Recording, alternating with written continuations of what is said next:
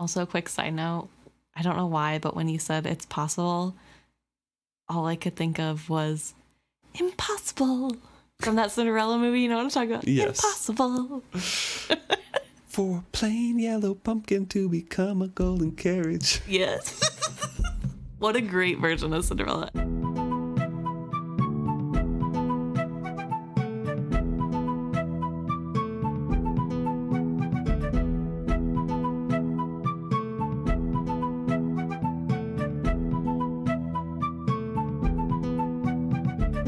Welcome back to another episode of Is Fitz Happy? I'm Luke. And I'm Emma.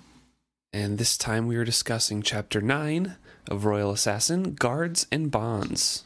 And it sounds like the chapter about a bank heist. A little bit, yeah.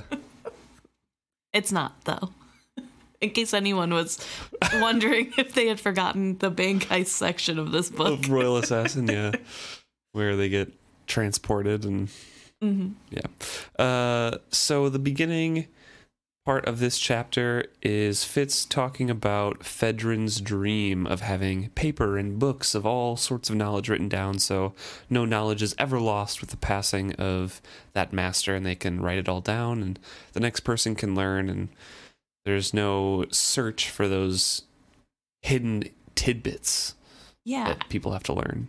I think this is a really good way to highlight how good of a person Fedrin is. I don't know, like, It's just really noble to pursue greater education for the masses for no other reason than to pass on something that regular people might think too common. Right. I don't know. And Fitz here is like, nah, it's not going to happen. Yeah.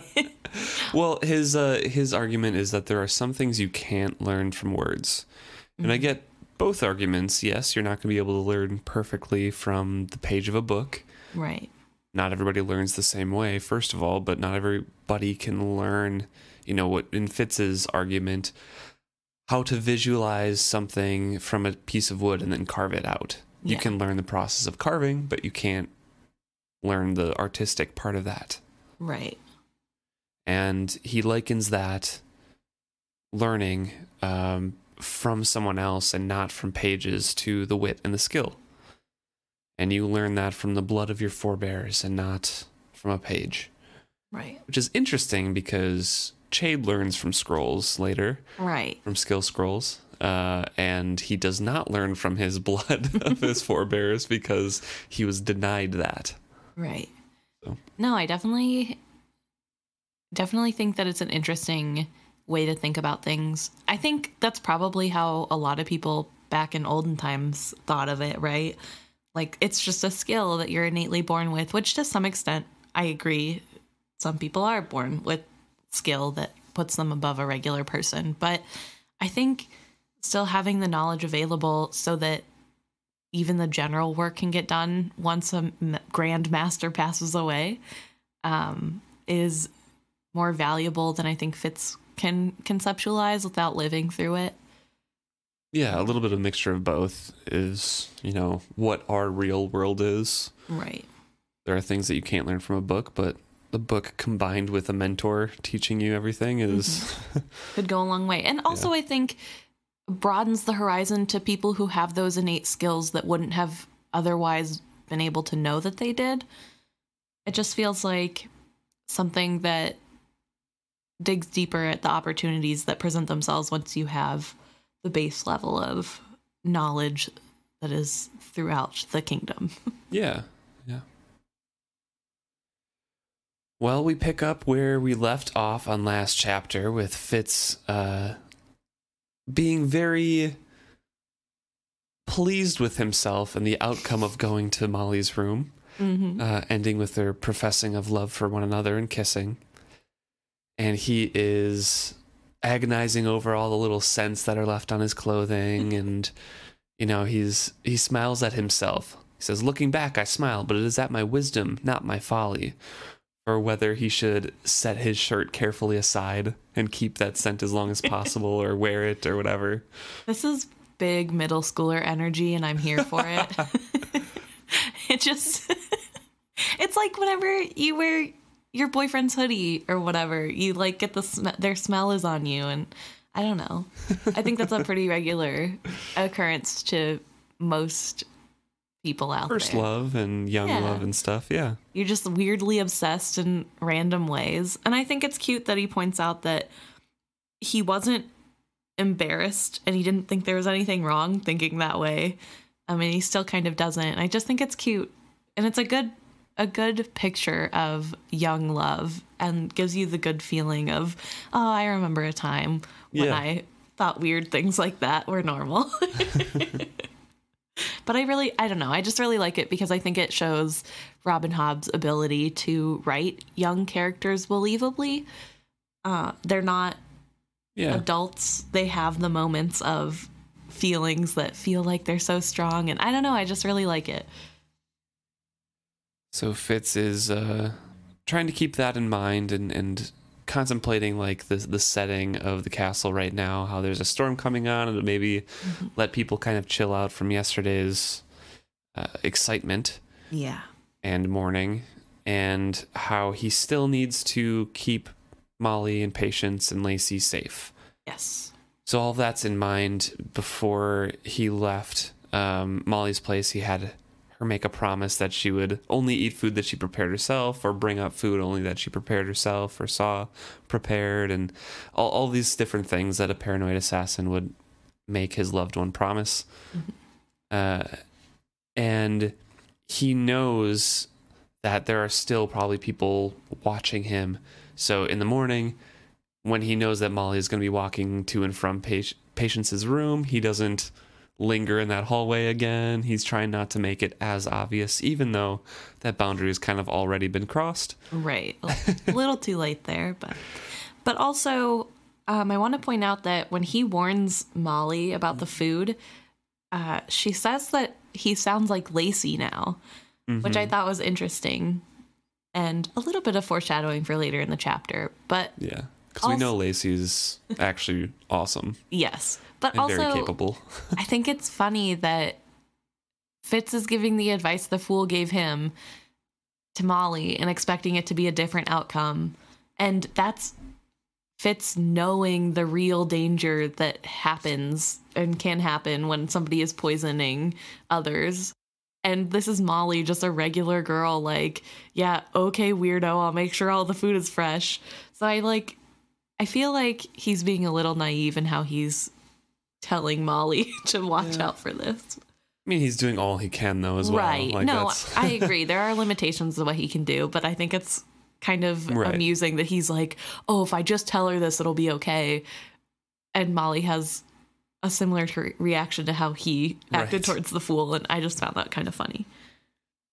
But Fitz also recalls, as he's going to Patience and Lacey's room, a little interaction that he had with Molly the night before. And when she rebuked him and saying, like, you sound like Lacey, she was closing the door and said, "Go to bed." Blushing, she added, "and dream of me. I hope I have plagued your dreams lately as much as you have mine." Those words sent me fleeing down to my room, and every time I thought of it, I blushed again. Oh, young love. So cute. Young lust. True. Do you think she's been dreaming of him so much because of his skill dreams going out about her? I was kind of thinking about that, maybe, but also Verity had the reaction of dreaming of Molly as well, because Fitz was thinking about Molly so much. So I feel like it's just, it could be influencing, but also it feels like a separate dream that just might have Well, I just wonder because picked up on the same feeling or something. Is the person, and I feel like in a dream-like world, you would probably recognize yourself, especially because she knows she was Molly Redskirts. You know, I don't know. I just feel like there's a little bit more connection there, whereas Verity has no idea who this woman even is. And if it's about you specifically, I could see how you could your brain could interpret that as like, oh, I was just dreaming from Fitz's point of view instead of mine, or, dream logic. Definitely could be. I don't know. Maybe it's because in my head, I want to separate this world from Wheel of Time's world, and Wheel of Time has like a dream world, and they have shared dreams and like things that are similar to this situation if that dream was shared or influenced. So maybe I just want to keep it separate in my head, but it definitely could be influenced. I don't know. Well, I guess since I haven't read that series, I'm more likely to lean towards. I feel like she was influenced, but maybe not. I mean, she also has a huge crush on him, and as a teen girl, I am sure she thinks about him a lot. In my headcanon, I think it's she was dreaming of him, but his dreams were so loud it influenced her to have stronger dreams, like every night, Sure. kind of. But she was already dreaming of Fitz anyways because of feelings and hormones. So Right. Interesting. Okay. But Fitz enters Patience's room, is led in by Lacey, and he is in his full Ch.9 training assassin mind here, looking at dangers, avenues of escape or entry, and is fully concerned with warning them and trying to figure out how to make this a social call, but warn them and prepare them as best as possible without them knowing. And Patience is in a different kind of mood today. Right.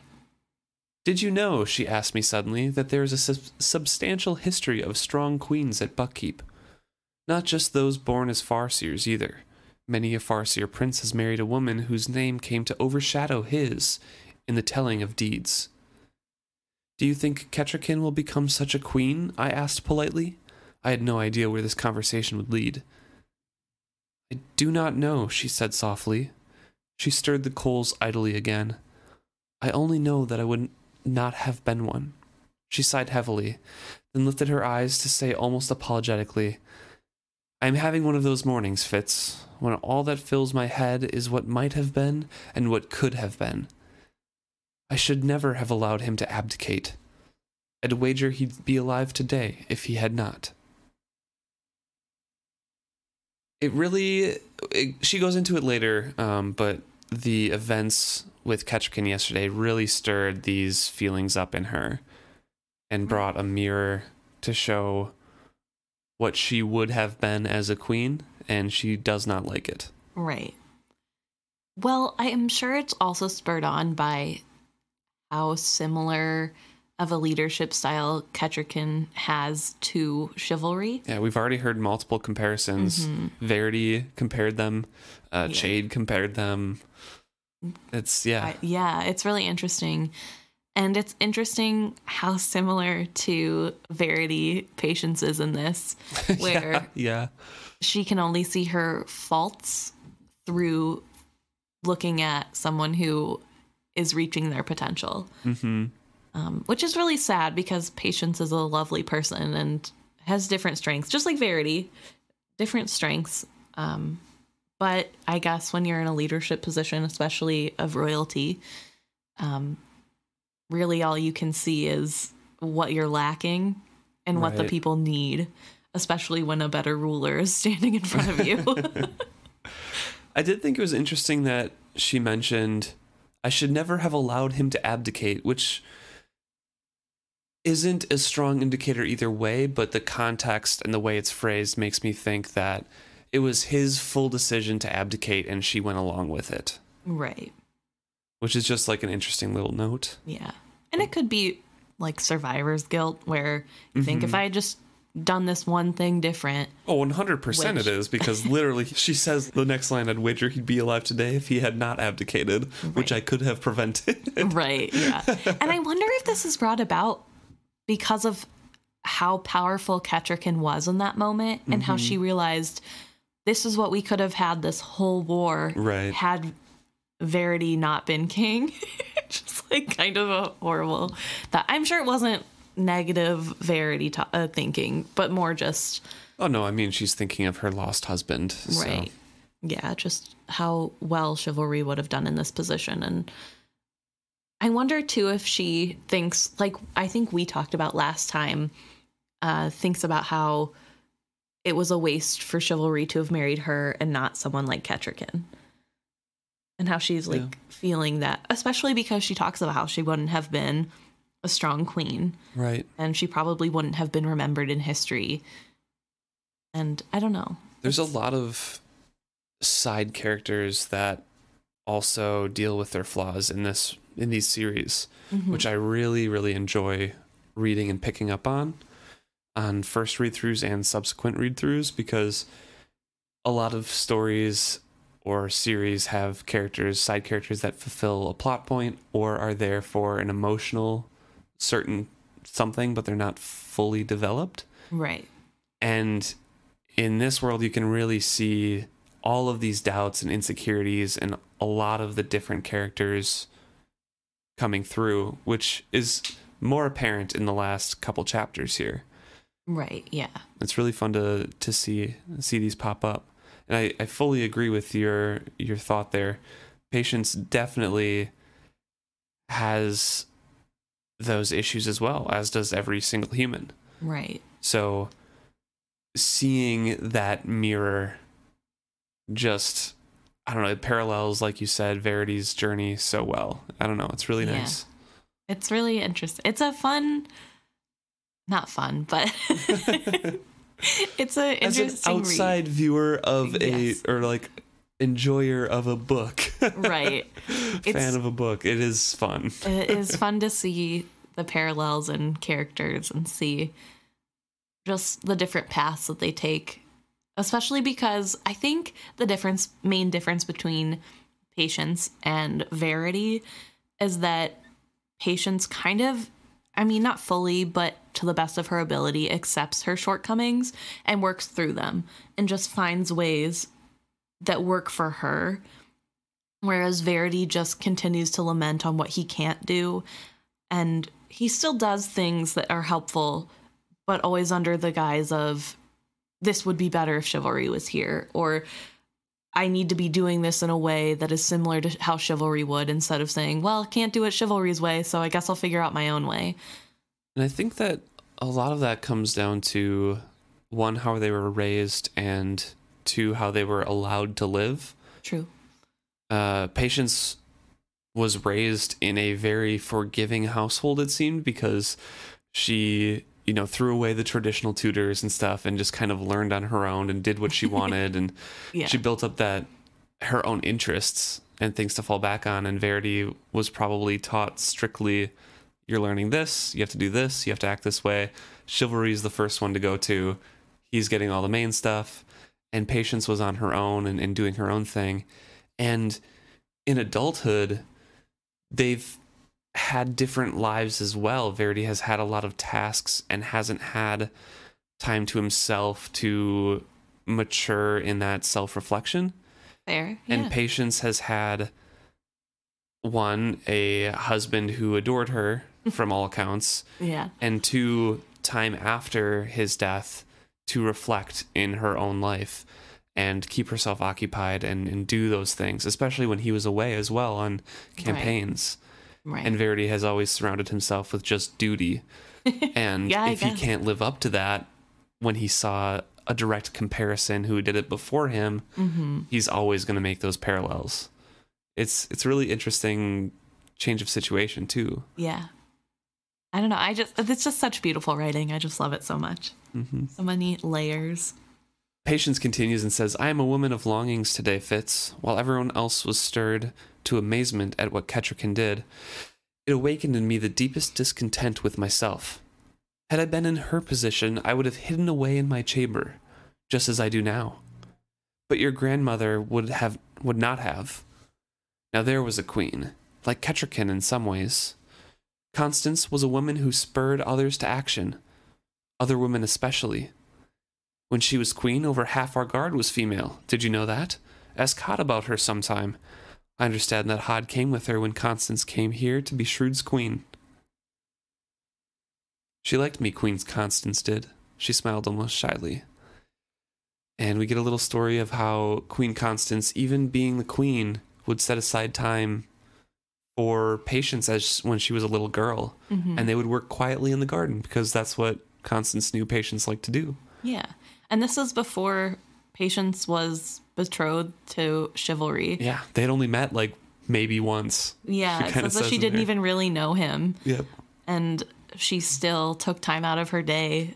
Well, probably not every day, but took time out of her busy schedule to make sure she was visiting with Patience in a way that Patience would enjoy. And that really makes me sad for the death of Queen Constance in a way that I haven't been yet. especially when we compare her to Desire, which one can't help but do. It's really sad to have lost someone who was that caring for every single person. And it kind of seems like... And progressive in real world terms. Yes, also that. And that she was strong. I wonder, I mean, we know Shrewd wasn't married to her through love. And he did marry Desire for love. I wonder if he was a little bit jealous of Constance and Constance was his Kettricken. Maybe. It definitely could be. I don't know. I just think it feels like all of the arranged marriages in this series are way better than any of the for love marriages that we have. Right. Or at least the for love like yearnings for in this series, because Constance was not out of love, probably chosen by King Bounty, Shrewd's father, and was an amazing queen. Desire was out of love, complete garbage. We got Chivalry, who married for love, and Patience is awesome and amazing. Wouldn't have been a great queen. No. Chivalry was amazing. Would have been an amazing king, but the pairing wasn't, perfect for the leadership of the Six Duchies. Right. Verity, not a great queen, but his matched marriage, Kettricken, amazing ruler. Also lifts him up by... His choice would have been like a simpering noble, pretty much, who needed his comfort to raise his self-esteem. So, not that great. No. Celerity would have been is shown to be an amazing leader later on in the Civil War that they have. Yeah. And that would have been a match for Fitz that Shrewd wanted. Yep. His choice, Molly, wouldn't have been a great leader, but is a good person. Yeah. I don't know. No, I think it's because when you marry for political gain, you're looking more at somebody's on paper abilities. It's like a job interview. Whereas when it's for love, it doesn't matter that together you might not rule the kingdom perfectly because you have the love to sustain you. But just like in real life, just because you have love, it doesn't mean that there's not problems. Whereas without love, it's just a partnership. And you can probably get over problems a lot easier because there's probably fewer of them if there's not love to taint whatever you have going on at the time. Yeah, definitely. Also in this conversation with Patience and Fitz talking about Queen Constance, we get a little line that Constance died in childbirth. Well, not quite childbirth. She finished birthing her daughter, but they both died of a birth fever. And then Shrewd remarried a few years later. And so I just wanted to point this out to ask you a question. Do you think she was poisoned? I don't think so. No? Because I don't think Desire was in the picture at that point. And remember, we hear that Desire is really debating about whether she even wants to accept King Shrewd's suit and become queen, or if she would have had more power staying Duchess. Right. So I don't think it was like a play to become queen because she didn't really know if she would have enough power. Well, I'm not saying that it was necessarily Desire, but... Somebody else? Yeah. Some unknown? Some unknown. I don't know. Maybe. I mean... It could, childbirth is a super risky thing, especially without modern medicine, and super easy for women to die in and around childbirth. Not necessarily the most wild thing to happen. But it just seems odd to me that both she and the daughter died of a fever. And... Yeah. This is the point of speculation for my brain, at least, where I'm like, this is a slippery slope because we have an enemy in this whole series that is far-seeing. They know what future they want and what decisions will reach to that point. So it's a super slippery slope to say this could have been a white agent poisoning someone and killing. Literally every death could then be attributed to them. Right. So, yes, she could have been poisoned, but I don't know. Well, this book is just so butterfly effect-y in my mind that, but I also just wondered, you know, because I mean, throughout this section that we're about to talk about, it seems as though Patience has had a lot of people trying to end her life. And that doesn't, I mean, I don't know what good that would do in any situation except get to chivalry, but maybe just being a royal is super dangerous. Yeah. And in general, people are always out for the crown, so. Last episode, we joked about all the nobles poisoning each other, and maybe maybe that's true. So, I don't know. That's the only reason I had that thought, is just that it's such a weird, like, they died of a birth fever, which I've never heard of. Granted, haven't really looked into the subject because dying from childbirth terrifies me. So I've not looked into this, but I don't know. It just feels like something that you could easily replicate with poison. Yeah, probably. I mean, it seems in this world you can replicate pretty much everything with poison. So, but anyway, so just the thought that I was having. So Patience calls over Fitz to sit next to her on the hearthstones, and she has a conversation with him and is extremely serious about this topic. And she doesn't want Fitz to think that she's mean-spirited or, you know, just being paranoid a gossip. Or being a gossip or anything. But she says, I must warn you that your Uncle Regal is not as well disposed towards you as you might believe. I couldn't help it. I laughed. And she immediately became indignant. You must attend me. Oh, I know he is gay and charming and witty.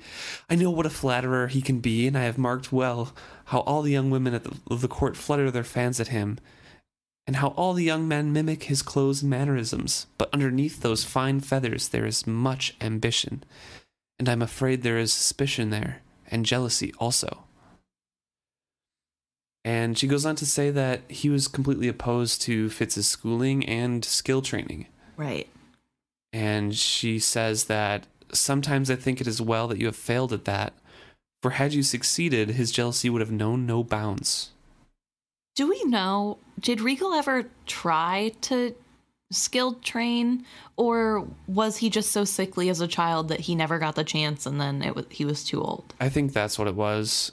He was just sick as a child or something. I mean, it could be an excuse from his mother not wanting him to, right. But also you'd think she'd want...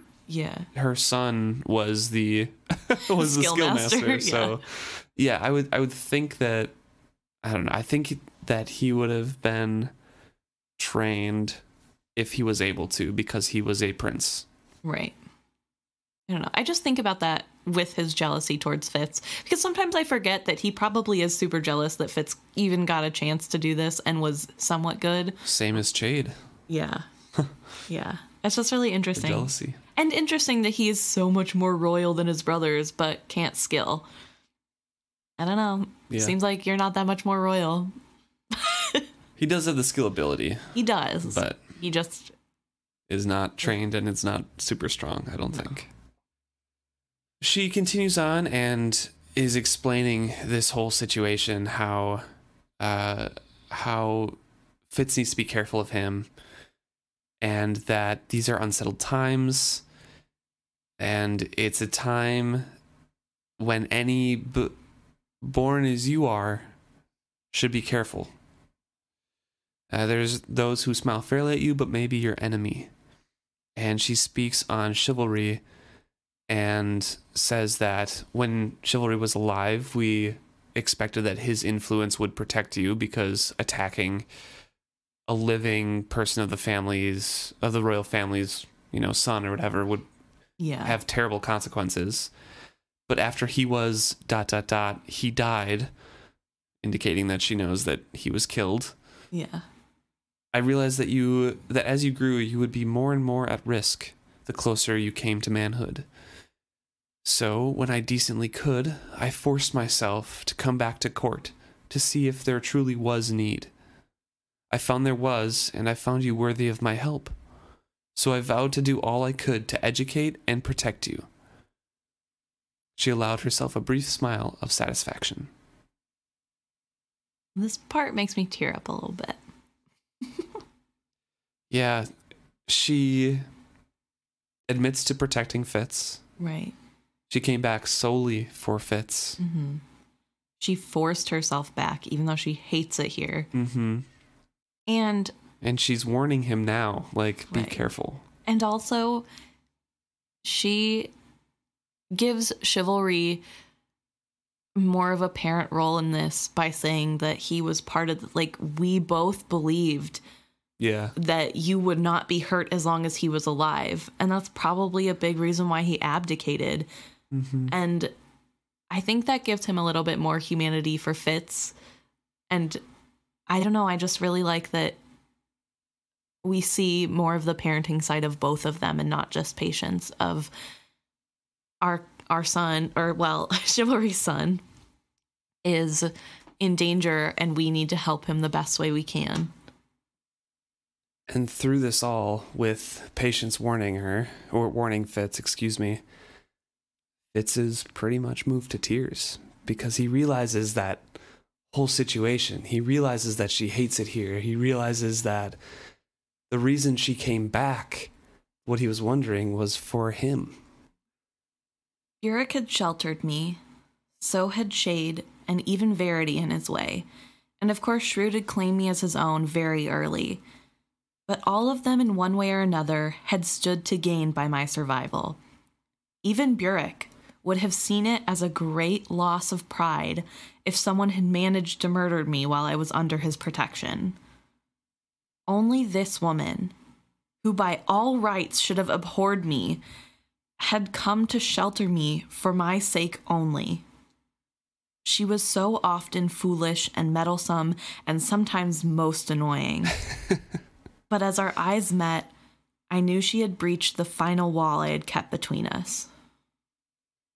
I greatly doubted that her presence had done anything to deter bad will towards me. If anything, her interest in me must have been a constant reminder to Regal of who had fathered me. But it was not the deed, but the intention that moved me. And he thanks her. Yeah. And she looks aside from that. She realizes how big this is for Fitz. And I'm glad that there is someone in his life who loves him just because he is FitzChivalry. There's no price to that. He doesn't have to prove anything to her. Mm-hmm. He's just Tom. He's just little tomcat. Yeah, he's just her son. And it's really sad that all of the other figures in his life do kind of have that little bit to gain by keeping him, which I don't think is the only reason that they care about him.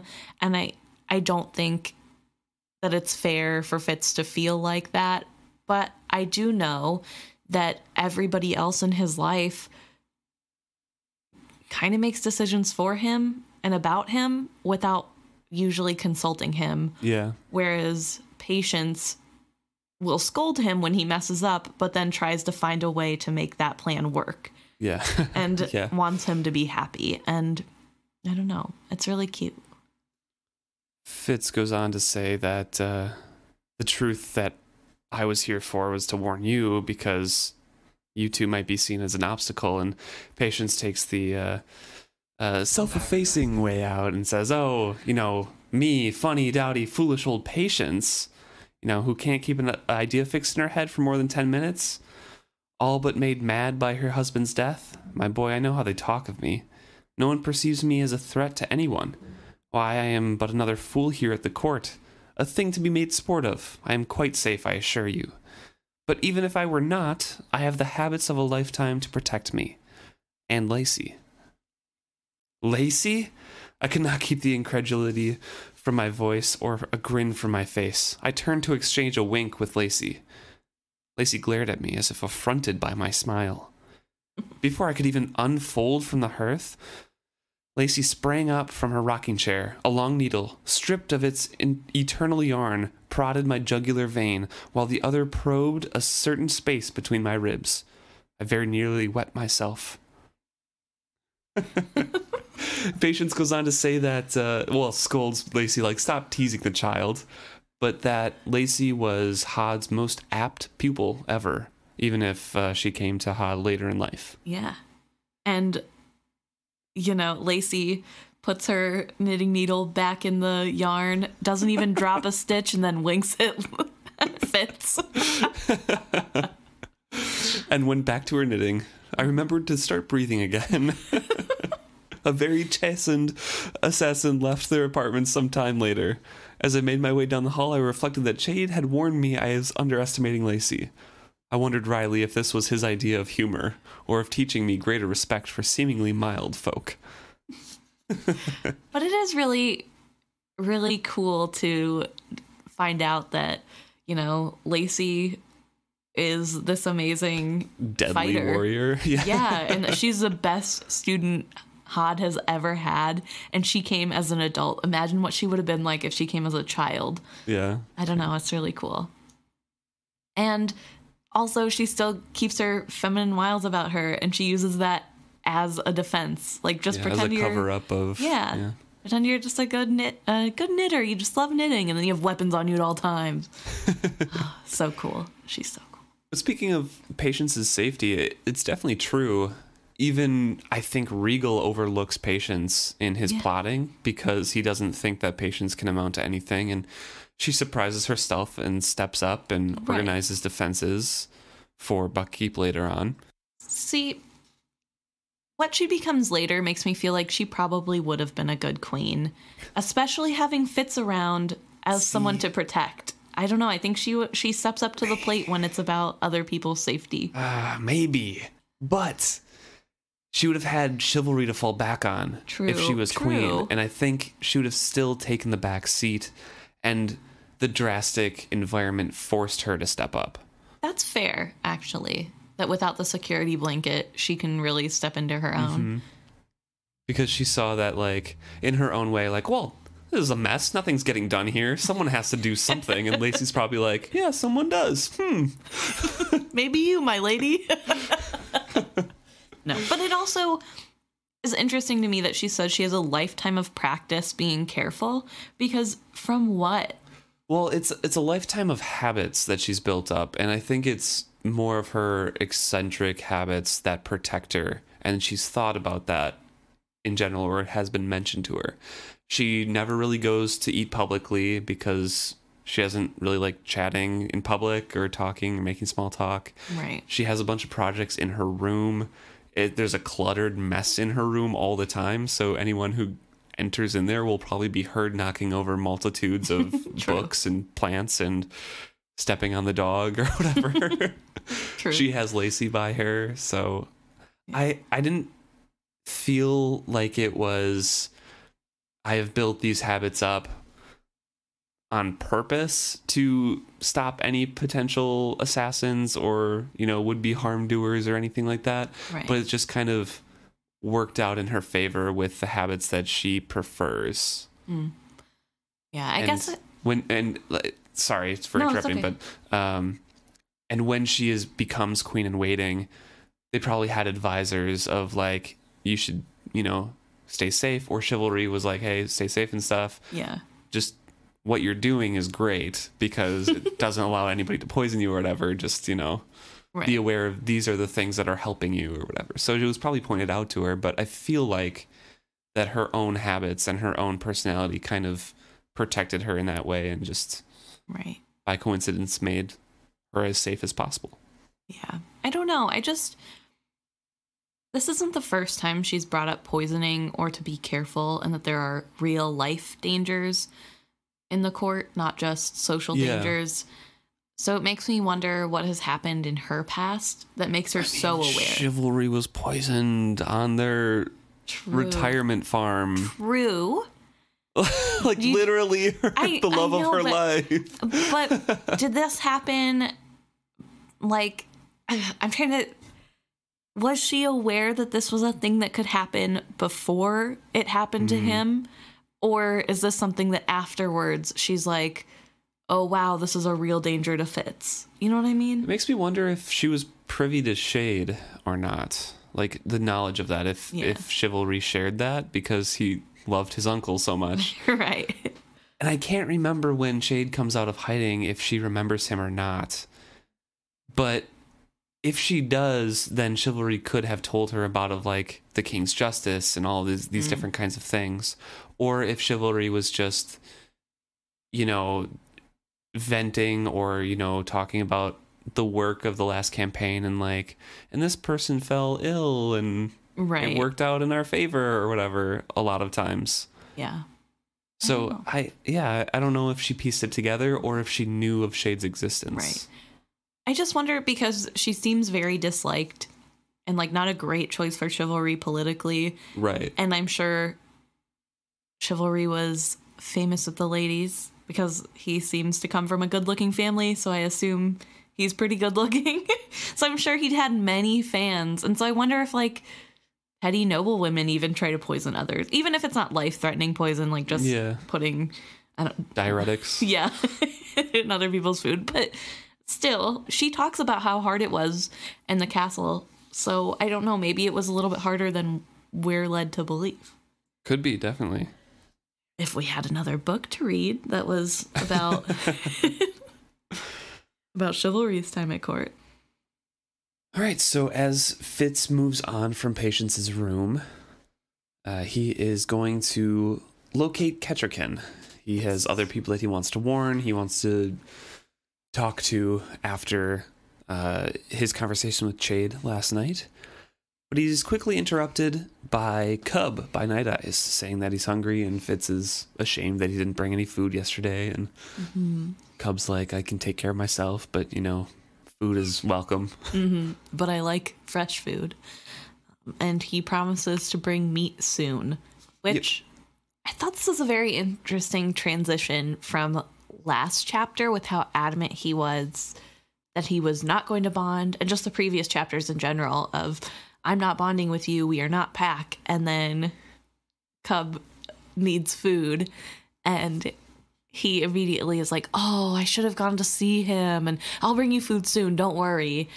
I don't think it's that weird, honestly, because like, he made that promise to himself to help Night Eyes heal and feed this wolf cub because he can't hunt for himself, and he's adamant, like, I need to teach you to hunt before you can be off by yourself in the wild, which is all, of course, Fitz lying to himself that he's getting attached. But I thought that kind of like stuck with that same theme. I didn't think it was like a weird change at all, because it's still, I need to take care of this cub, but also like feeling bad about not going to see him isn't that part of that self-lying, and Fitz thinks it's just. But there's no get out of my head. There's no weird feeling that Cub is is sharing a mind presence with him, and there's no mention of we are different or comment about how I will not bond.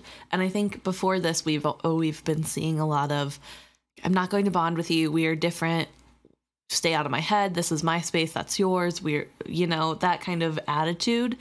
Whereas this is just, oh yeah, you're right, I'm sorry I forgot to feed you, and not even thinking about the fact that he's in his head to tell him this, or that he's doesn't need his help but would like it. Yeah, I guess so. It just, like, last chapter, the whole conversation about we are not pack, we are pack, that is what a pack does, just seemed a continuation of the same conversation over the course of a full day. So it didn't seem like every single conversation they had was Fitz saying, don't talk to me. It was like, if we need each other, we'll call upon each other, but we don't need to be in each other's heads all the time. Yeah, I guess he just makes such a distinct... There are other examples in my mind of him making distinct differences of, I'm just helping you until you get better. And this doesn't feel as much as a... I mean, it is still in the realm of helping him, but it feels like an easy way to slippery slope his way into, I guess we're just bonded now. True. So he goes and looks for Kettricken and cannot find her. He goes to her chambers, finds two giggling pages who are supposed to be cleaning up, but they're probably just goofing around. And they didn't know where she was. He went to Mistress Hasty's weaving room, but there was no Kettricken or Lady Modesty there to tell Fitz where she went. Well, Lady Modesty was there. Oh, yeah, sorry. She was there, but she didn't know where she went specifically, just that she said she needed to speak with Prince Verity. So he has a little bit of a lead, and he looks for Verity, can't find him anywhere in the castle at all, but his serving man, Charum, was there and said that he had risen early and went to the boat shed. Yes. So by this time, Fitz is hungry, goes down to the kitchens, listens to gossip, and hears two stable boys talking that Kettricken was down in the stables and asking after her horse, seeing whether the horse was fit to ride through to Buckkeep Town. Probably follow Verity. Yes. So, in listening to gossip for where Kettricken might be, he notices that there's a change in atmosphere. They're not quite talking about what happened yesterday. Right. About how they had the funeral rites, but there is an air of relief. Mm-hmm. He likens it to when you've just cut off a limb that has been ailing you, and it's you finally look the worst square in the face and say, I know you have hurt me almost to death, but still I live and I will go on living. That was the feeling I got from the folk at the keep. All had finally acknowledged the severity of our injuries from the red ships. Now there was a sense that we might begin to heal and to fight back. And I think that's like a really important thing to note, that there is still hope in the air. Oh yeah, definitely. It just kind of shows the success of Kettricken's mission, but it also kind of shows the fragility that people still aren't really talking about it yet. So there's a danger of it receding to the back of people's mind, or being able to be twisted in a sort of way if Regal really tried. And it shows the parallel and the influence of the leaders of the Six Duchies and what effect they have on their people. Right. Because with that analogy that Fitz gives, it's somebody, having a maimed limb or something, mm-hmm. and saying, oh, no, it's fine. We'll ignore it for now. Like, there's no direction for it. It's fine. And once in a while, something really bad happens to it and it like tinges you and you get mm-hmm. a shock again, like, oh, it's there, it's bothering me, it's bad. But then you can like ignore it. But when it's finally amputated, you get a relief of like, okay, that bother is gone. We mm-hmm. can finally start healing. Things are still bad, right? But we can heal and overcome this. Yeah. And that's what they got from the leadership. What the people got from the leadership was mm-hmm. like, oh, we'll ignore, the Six. There's no directive. We don't have like a set plan. And with Kettricken appearing in front of everybody, it's like, okay, this is what we're doing. We're not going out joyously to hunt these creatures. These are actual people. So we'll cut this wound out and focus all of our anger on the red ships, the actual problem. Yeah. So the people finally got a direction from the leadership, and it really shows like the influence that those leaders have on the minds of the people of Buckkeep. Yeah, and how even one day can greatly influence. Yeah. Any sort of actual leadership. Right. If they had any before this. Yeah. So back to the stable boys talking about Kettricken. Yes. They talk about her in a way that's very reminiscent of Constance, what we at least just heard about her, and that she spoke directly to one of the stable boys mm-hmm. and even asked him how he lost his tooth. That's what she's used to doing. Right, yeah. The Mountain Kingdoms is going around and talking to her people. Uh-huh, and there's not a real difference in status that is shown by, talking or not talking to someone, I think. And so they're all like a little starstruck and celebrity, yeah. I mean, it'd be pretty cool if a celebrity came up and like asked you questions. Yeah, talked directly to you and asked about your personal life. I don't know. They have a little scuffle there, and Fitz heads down to the stables to try to track her. and talks to Hans. Hans tells Fitz, after Fitz asks where Byrrc is, that Vixen has passed away. Yes. And Hans says that he's cutting wood for a funeral pyre. He's been drinking since dawn, too. This is Byrrc. Yeah, this is Byrrc. She died in the night, yet I have never heard of a pyre for a dog. He's out behind the exercise pen now. I turned toward the pen. Fitz, Hans warned me urgently. It will be all right, Hans. I know what she meant to him. The first night he had care of me, he put me in a stall beside her and told her to guard me. She had a pup beside her, Nosy. Hans shook his head. He said he wanted to see no one, to send him no questions today, no one to talk to him. He's never given me an order like that. All right, I sighed. Hans looked disapproving. As old as she was, he should have expected it. She couldn't even hunt with him anymore. He should have replaced her a long time ago. I looked at Hans. For all of his caring for the beasts, for all of his gentleness and good instincts, he couldn't really know. Once I had been shocked to discover my wit sense as a separate sense.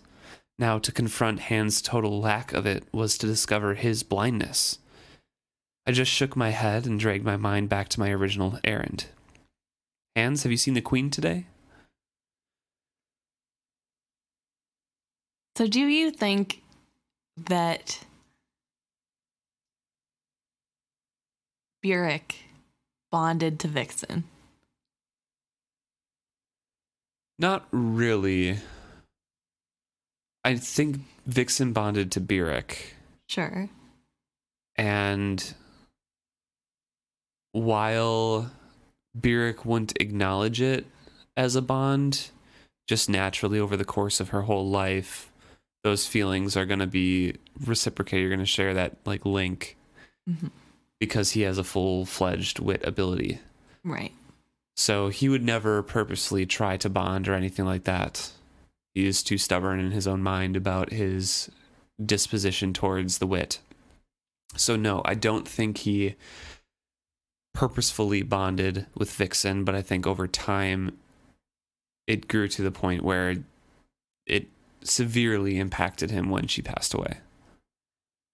Just like right now, if Night Eyes and Fitz's bond never progressed past where it was right now, in 10 years, if they were still next to each other, but it never passed beyond this, if Night Eyes died, I think Fitz would be in the same place that Byrrc is right now.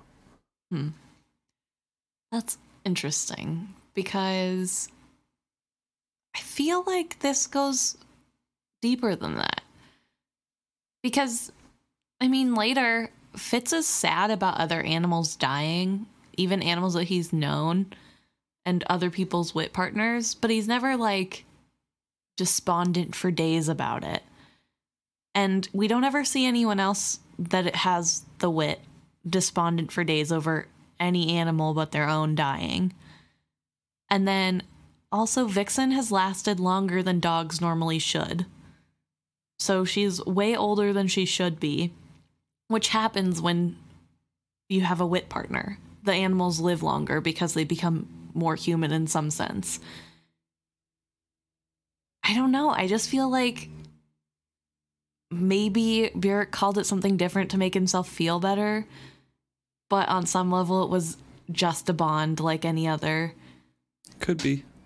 And maybe that's how he always knew when Fitz was bonding with him. I mean, I guess he can probably hear him, but he always seemed to know, even if he wasn't around, what was going on because Vixen would tell him or something. You know, I don't know. It just feels like there's too many hints of Vixen being a little bit more than just a one-sided bond. Unless the reason she didn't live even longer is because it was only one-sided, and even a one-sided bond can give them some sort of life span that's longer than normal. I don't know. I don't know how this magic works. I just know that it does grant longer lives to the animals that choose to bond with their people. Hans never says that she was extraordinarily old. Just as old as she was, he should have expected her to pass away. Fitz makes a comment later. I'll point it out when it happens because it's kind of a lot further than I thought. But he makes a comment about how she lasted way longer than dogs of her breed usually do, or than those dogs usually do. Just because of Byrric's convictions and how strong he is in how he lives his life, I don't think it was a full whip bond at all. That's just in my personal view of his character. Fair. He could be deluding himself about aspects of it, sure, but I don't think it was a full, like, they passed information to each other. I think he fully refused to use the wit, except his unconscious ability to soothe animals around him. See, I don't know. I guess I see Byrric as a little bit more flawed in that he would never allow Fitz or even his own son later to use the wit because it's below them, but he sees himself so lowly that what is it? Like, I can see that too, yeah. Yeah. It's not as bad if he does it because he's not as good of a person, which is a bunch of baloney, but yeah. I could see that too, yeah. So Fitz is talking to Hans about Kettricken now, and through this conversation realizes that she probably followed Verity on foot after they're down to the town. So he's just picturing in his head her lost on the road in the snowbank, freezing or whatever, and he would dead from an assassin. And he's gonna take a donkey down because the roads are very icy and can't have horses. It is a mule, which is different than a donkey. That's okay. Yeah. I only know because my grandpa had donkeys and it is, a donkey, a mule, and a horse. So it is different, yes. So he's gonna take this mule down because the path is too icy for horses. So he takes Sidekick the mule, a well-named but sure-footed mule. I do just want to point out, and I don't know why I haven't noticed it up until this point, but the animals all seem to follow the naming convention of royals. Yeah, a little bit. I mean, they probably purposefully kind of do that. I'm sure some of the townsfolk do that as well. Yeah, but it's just such a weird idea. I mean, I guess it's like naming your dog a human name. Like, come here, James. Like, what a weird, I don't know, because that's basically what, the royal names are, just regular names in this world. So it's strange to name all these animals like common people names to me. Not everyone has a dog named Dunder Mifflin. Okay, well, not everyone can be as cool as me. I know. It just, I don't know. I guess I didn't know. I don't know why Sidekick is the first time it popped out to me. But, the more I thought about it, I'm like, they really do just name the dogs like they're royalty. Or Slink, the weasel, slinking around. I don't know. Smithy, yeah. I mean, the bond. I know. He specifically thought of those. Yeah, so. It's so weird. I don't know. They gotta have meaning. That's true. Just funny, though, to think that, like, there could be a dog named Regal. Maybe more like a rat. Yeah, well. There already is a rat named Regal. So, Night Eyes chimes in again, like, can I come too? Or are you coming now? And Fitz is like, no, later. It's not safe. So he questions the guards at the gate, and they're like, no, the queen didn't come through here. And he's like, did a woman come through here with a cloak embroidered in purple and white and a fur cloak, or like pants that were purple? Anything? Like, oh, that, now that you say that. Sounds kind of familiar, huh? In a coldly level voice, I berated them as dolts and morons. Unidentified folk passed unchallenged through our gates. They had looked on white fur and purple embroidery and never even guessed it might be the queen, and none had seen fit to accompany her. None chose to be her guard, even after yesterday. A fine place Buckkeep was these days, when our queen had not even a foot soldier at her heels when she went out walking in a snowstorm down to Buckkeep town. I kicked Sidekick and left them settling blame among themselves. This is so funny because I bet he's kind of actually mad. Oh, he's very angry.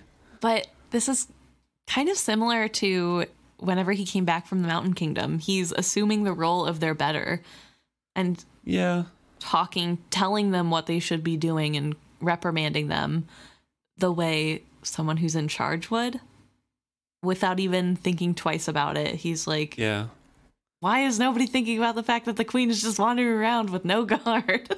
I was thinking of that too, and I think it's a little bit different than the first time he came back, just because he is in a position to question, because he has been the queen's attendant for a while. Interesting, okay. I mean, it's a fine line, because when he came back from the mountains, it was taking command from Beric and asking the guards to report to him, basically. And then kind of said, like, okay, carry on, don't reprimand your man, and then went on his way. This one is like, you let the queen walk unpassed. You guys are idiots. And then, like, left. He didn't, like, give them a directive or, like, pat him on the back. That's fair. He's not exactly talking directly to them about his questions of, like, man, how bad is Buckkeep that the queen can't even get a soldier? Well, I guess you're right. It's a little different. Yeah, I think he learned a little bit, but it's still towing that fine line of his natural ability and I read this part and I'm like, don't draw attention to yourself, Fitz. Don't do it. Same. He says the going was miserable, and the steep, uneven trail to town was glazed with ice, and this is where the images of the queen crumpled in the snow. The blowing flakes covering her over kept trying to push into my mind. Nonsense, I told myself firmly. Nonsense. He was on the outskirts of Buckkeep town before he overtook her, and she strode through the drifting snow with a fine indifference to it, her mountain-bred flesh as immune to the cold as I was to salt breeze and damp.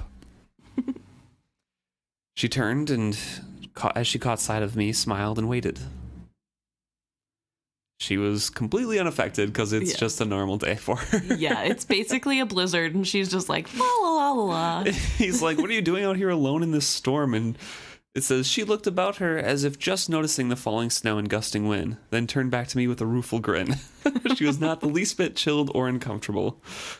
This is like what it's like for me to live in Wisconsin as someone who did not grow up here.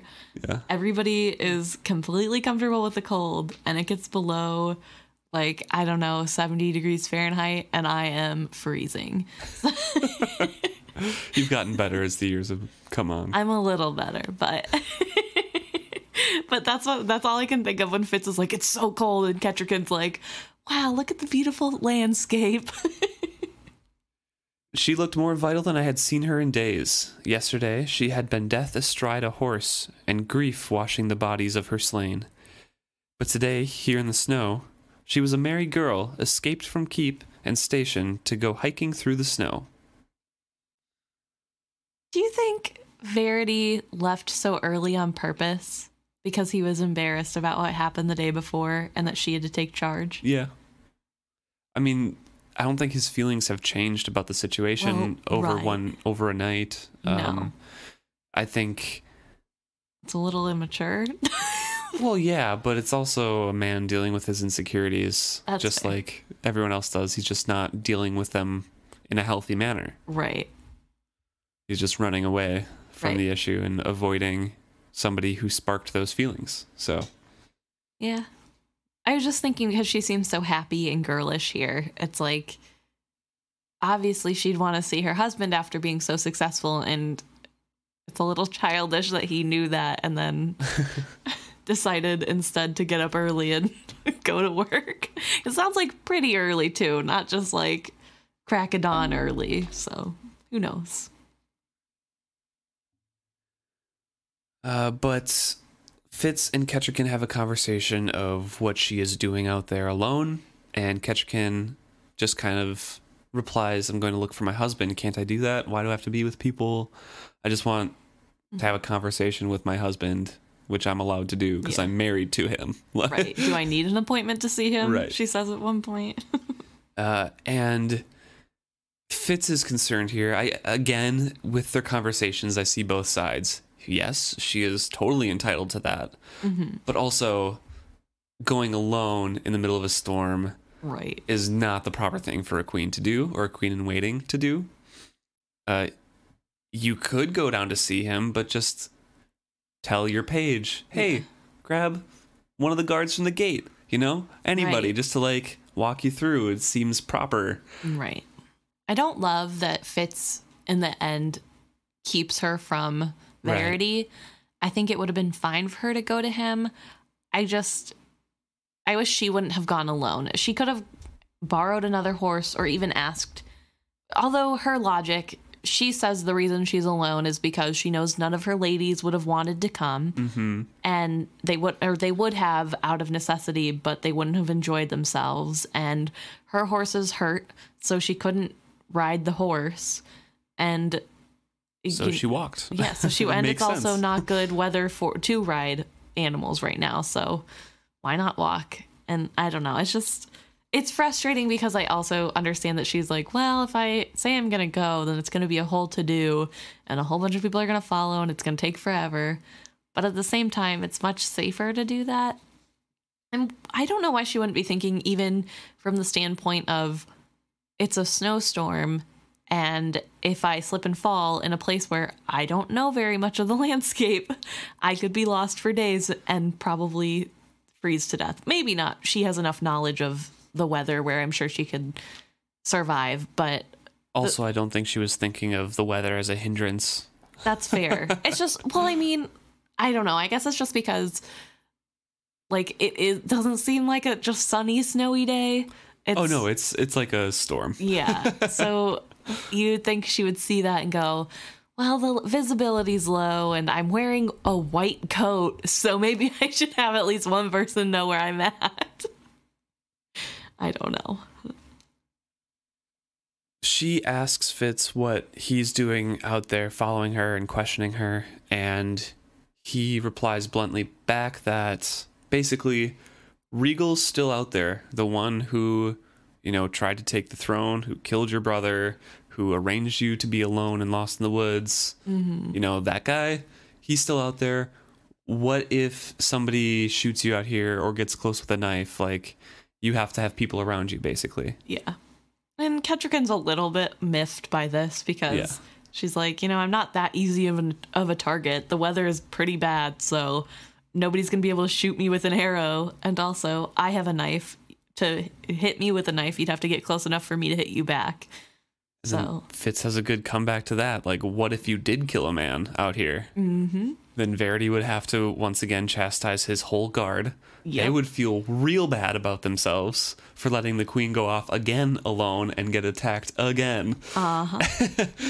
Also, you've now killed someone that is not forged. Yeah. It's from the Six Duchies.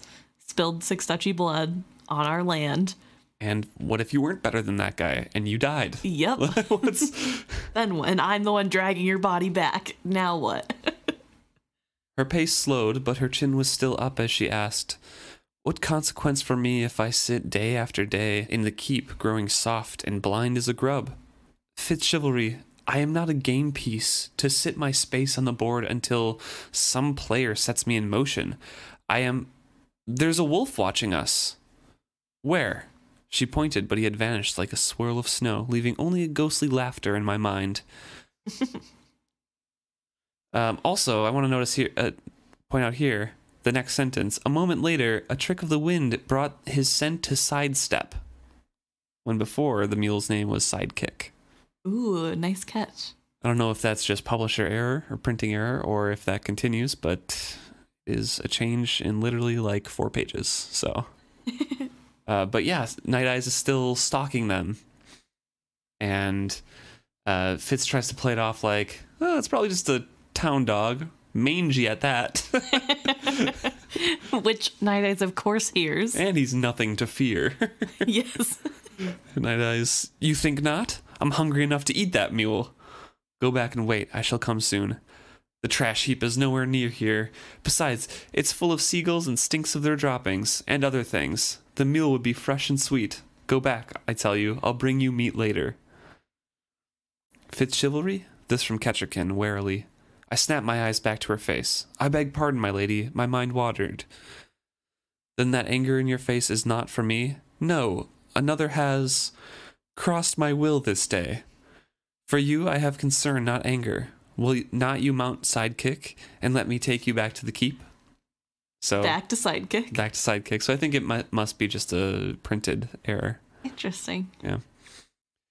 She wants to see Verity here, and Fitz says it will not please him to see you come so, like, alone, basically, unannounced. Which is not the right thing to say, No. obviously, because her immediate reaction is to sink into herself and start Deflate a bit. talking about her marriage troubles. Have you never wished to pass your time in someone's presence, Fitz, whether they welcomed you or not? Cannot you understand my loneliness? And in Fitz's head, I do, from Night Eyes. To be his queen in waiting, to be sacrificed for Buckkeep. This I know I must do well, but there is another part of me. I am a woman to his man and wife to his husbanding. To that I am sworn as well, and am more willing than dutiful to it. But he comes seldom to me, and when he does, he speaks little and leaves soon.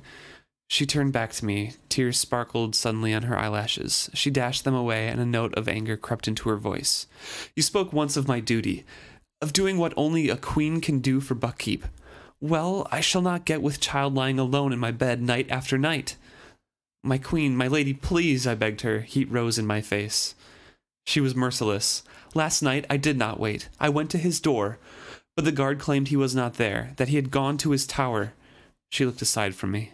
Even that work is preferable to how he must labor in my bed. Not even that bitterness could cover the hurt in her words.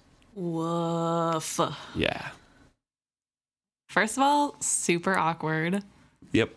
But second of all, really sad for Kettricken because she seems to really like Verity and...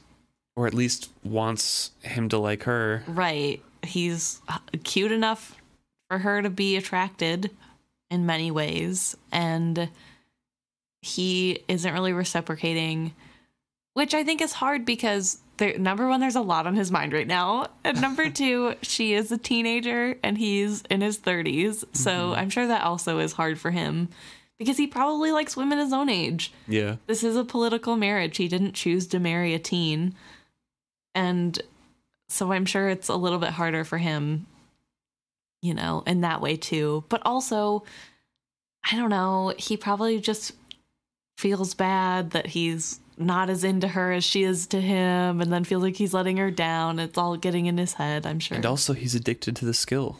Also that. And we know that kills all cravings anyone else might, that you might have ever. Right. You don't feel hungry, thirsty. You don't want anything besides to continue to skill out. Yeah, that's a good point. And we hear that Fitz thinks here, I reeled with the things I did not want to know. The cold of Kettricken alone in her bed, Verity drawn to skill at night. I did not know what was worse. Because Fitz is finding out here that even though it's winter and he doesn't need to be, he's still going at night to his tower to skill out. Yeah. Yeah. Well, it is super dangerous because the more he skills, the weaker he will become physically. Right. So it's just that addiction plus, I mean, that pulls him away, and Kettricken sees that and is like, am I not good enough? Right. Like, She's what kind blaming of herself. person? Yeah. Which isn't the case, which shouldn't be the case, but that's a logical response to something like that. Right, because she's never used the skill. She doesn't know what it's like to fight the urges. Yeah. And Verity has probably long past blown through his ability to stay away just from necessity. Right. From needing to skill night and day to keep raiders away. But here we see Night Eyes take Kettricken's side. He says, this makes sense. She is the one who must bear if the pack is to increase. And, you know, Fitz is like, okay, go home. I don't need you in my head right now. This is weird. And Night Eyes says, we should all go to be with him who leads. You fear foolishly for this. Ooh, I don't like that. But it's female dog. She hunts well with a keen tooth, and her kills are clean. I watched her yesterday. She is worthy of he who leads. Now, I do want to point out, he specifically says she is worthy of he who leads. And we know later, Night Eyes is super into the idea that Kettricken and Fitz get together. Yeah.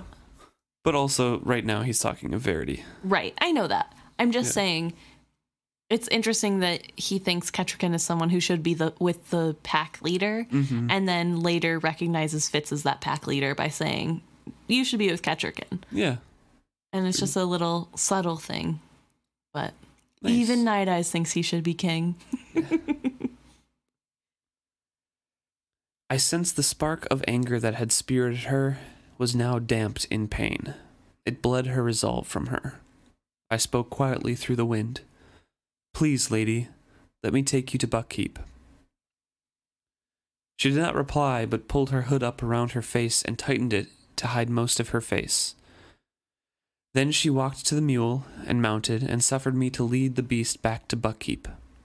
It seemed a longer, colder walk in her subdued silence. I was not proud of the change I had wrought in her. And to take his mind off that, he tries to focus on Night Eyes for a bit, quests out, finds him, has a little conversation, because Night Eyes is asking him, do you think I'm ready to hunt because you can't see me or whatever? And Fitz is like, no, not until you're ready to obey first. And Night Eyes is pained by that and withdraws a bit. So in their talk, Night Eyes offers a peace offering by offering to show Fitz how he gets in and out of the keep without passing through the gate and being seen. And Fitz seems to kind of accept this as a sort of apology, but can't go with him right now to see how he does it. But he does say that he would like to at some point. Yes, again, promised later when he comes with meat. They go through the gate. The guards challenged Fitz abashedly because they had stopped him on the way out. He identified himself formally, and the sergeant had the wit not to insist that I identify the lady with me. So they go and they dismount, climbs down, and Fitz is helping Kettricken off the mule. He offers her his hand. As he was trained to do. Yes. And he turns and sees Molly. She carried 2 buckets of fresh water drawn from the well. She stood still, looking at me, poised like a deer before flight. Her eyes were deep, her face very still. When she turned aside, there was a stiffness to her carriage. She did not glance at us again as she crossed the courtyard and went toward the kitchen entrance. I felt a cold foreboding inside me. Kettricken says, thank you, FitzChivalry, but she also did not look at Fitz and then just walks in. Right. I feel kind of bad for Molly in this because she doesn't know that Fitz had to go looking for Kettricken because she is wandering alone. For all she knows, he just took Kettricken on a walk and they had a romantic time in the snow, which also it's the middle of a snowstorm, Molly, come on. But they're young and in love and jealousy runs rampant. And Kettricken is her age, right? They're the same age. A little bit older. Maybe like a year older or something. So we know that she's Fitz's type. I mean, also she is married, but I can't remember the conversation. I think it's in the next chapter. Does Molly recognize this is Queen Kettricken? I don't know. I don't remember. I didn't read that far ahead. I don't remember either. I'll have to keep watch for that because I don't remember. I don't think she does in my mind, but because then it's like, oh, you just took some like noble woman out or whatever. Yeah. But I could be wrong, and I could be wrong, and she could just be like, that's not cool. Like, no matter who it is. Either way, from her point of view, Fitz could have, like I said, just come back from a romantic ride where there's only one horse. He's elegantly helping this lady off, and she's probably very acutely aware of the fact that she is a servant and he's royalty. Yeah. Even if he's not a recognized in line for the throne royalty, he is still a royal bastard and therefore very high up, and she is not. And I'm sure she has some consciousness about that. Yeah. Well, Fitz stables sidekick / sidestep. And he goes to Byrrc. Well, he goes to the funeral pyre. He's not there for Byrrc because he knows that Byrrc doesn't want anything, and he would just get mad if he said anything to him. He glanced at me as I came up, but would not look at me or speak to me. His eyes were black hollows, full of dumb pain. It would turn to anger if I dared speak to him, but I had not come for him. I took my knife from my belt and cut from my head a finger's length lock of hair. I added it to the pyre and watched as it burned. Vixen. She was there the first time Regal ever looked at me. She lay beside me and snarled up at him. After a moment, Byrrc nodded to my words. He, too, had been there. I turned and slowly walked away, just paying his respects. Right. Which I think Byrrc respected. Yeah. Because, I mean, this has been a dog that Fitz grew up with, even if there was no bond there. But this scene specifically made me really start thinking that maybe it was a bond. In the next paragraph, Fitz says, Vixen had lived a long life for a hound, but still too short for Byrrc's heart. To bond to any animal was a promise to promise oneself that future pain. And I don't know, it just feels like he's so upset. I mean, I get that he would be upset because Vixen was in, if you think that she was one-way bonded, they were very close. She's been around for a really long time. Sure, you can mourn that animal, but he's getting drunk during the day. He's lighting a funeral pyre, which is usually for like important people. He's cutting his hair for a dog, which, don't get me wrong, I get it. Dogs are part of the family, and maybe because I'm not witted, I'm missing the depth that is needed to light a funeral pyre for an animal. But I don't know. It just seems a little too much for just a friend. You know what I mean? Yeah, I can understand that. The one other thing that's kind of holding me back from the bond thing is Fitz's reflection on what Hans was feeling. Right. Because he's reflecting on, like, Hans has a blindness to this, but me with the wit, I have an extra connection to all life around me. So it's possible with that extra wit sense, you're feeling much more in tune with them all of their life rather than just being a companion, just being part of your family. You're just feeling that, and when they're not there anymore, it hurts even if there's not a bond. Yeah. It hurts more. I suppose. I don't know. It's hard to tell, again, without knowing more about the bonds themselves, if there can be, you know, a one-way or if it has to be mutual or what. Yeah. So, yeah. So Fitz goes to the kitchen. He gets scraps of bones, old bones, with a little bit of meat left on them, and brings them out to the cabin. But in the reflections that you were speaking on, he promises to himself, like, it just reaffirmed it, like, I shouldn't bond to anyone. It just brings this much pain, like, because I know that pain. Mm-hmm. And he goes out to the cabin to feed Night Eyes, to feed Cub, and gets pounced on. Got you. Glorious exuberance. Halfway to my feet, and he hit me again, full in my chest.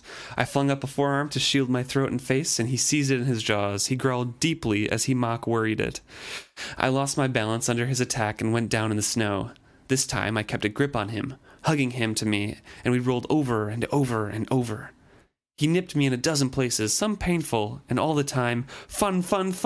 Got you, and got you again. Here, you're dead here. I broke your forepaw. Here, your blood runs out. Got you. Enough. And finally, enough, I roared, and he let go of me and leaped away. And then he zoomies. He fled over the snow, bounding ridiculously to fling himself in a circle and come racing back at me. But this time he's not aiming for Fitz. He's aiming for the bag of bones. Yep. And he grabs it, but Fitz is like, I can't let him win that easily. So he leaps after and tackles Night Eyes, seizing the bag of bones, and it degenerated into a tugging match, at which he cheated by letting go suddenly, nipping me on the forearm hard enough to numb my hand, then grabbing the bag again. I gave chase again. Got you, a tug on the tail. Got you, I need his shoulders, pushing him off balance. Got the bones, and for an instant I had them and was running. He hit me full square in the back, all 4 paws, and drove me face down in the snow, seized the trove, and was off again. I do not know how long we played. This is kind of cute. It is kind of cute. I just love the image of little Night Eyes doing zoomies in the yard and knocking Fitz over. Fitz dressed up like the little brother from Christmas Story. Yes. Can't even put his arms down, and he's huge coat, big snow pants, waddling around after this dog and chasing him. Playing tug of war. But they seem to be having a lot of fun. And however, yeah, comes to an end, as all good things must. Cub settles down, grabs a bone, and starts gnawing on it. And I reached for the sack and tugged at a bone, a good meaty one, a thick marrow bone, and drew it forth. And abruptly was man again. Like awaking from a dream, like the popping of a soap bubble, and Cub's ears twitched, and he turned to me as if I had spoken. But I had not.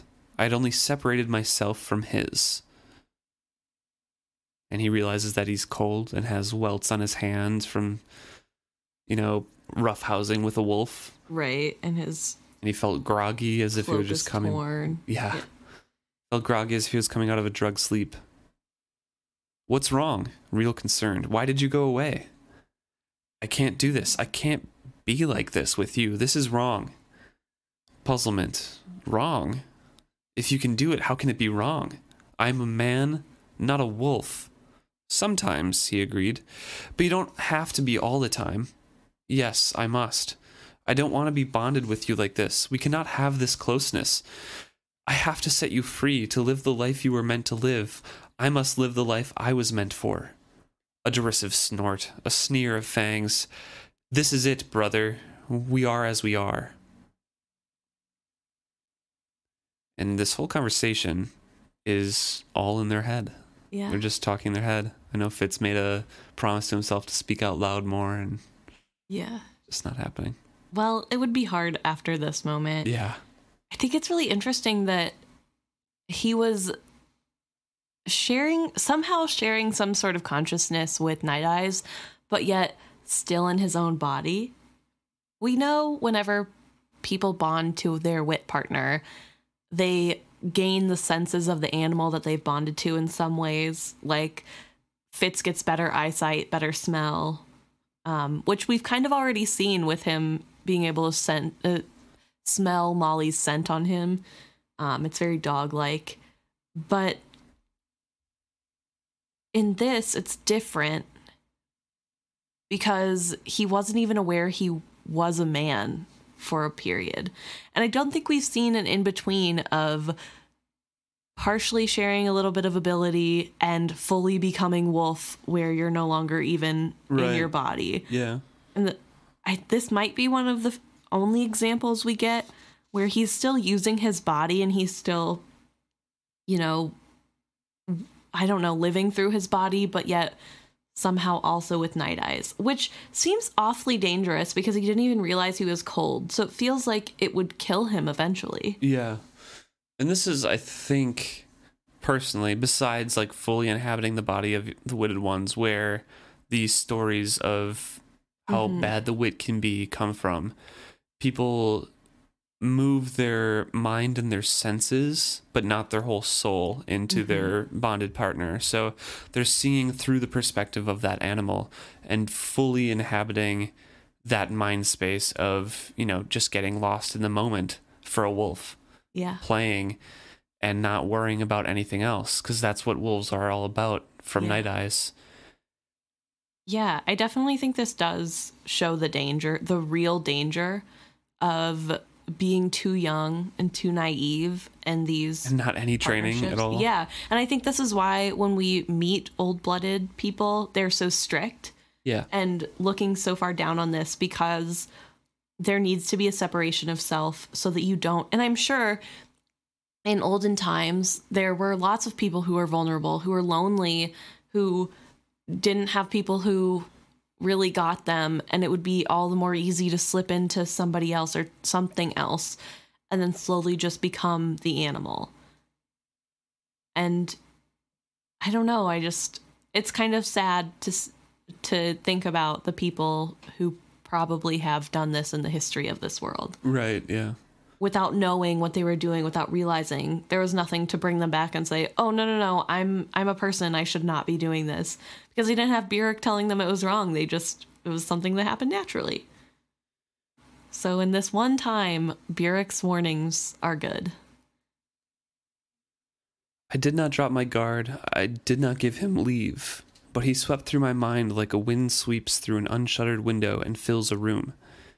The night and the snow meet in our jaws. Listen, snuff.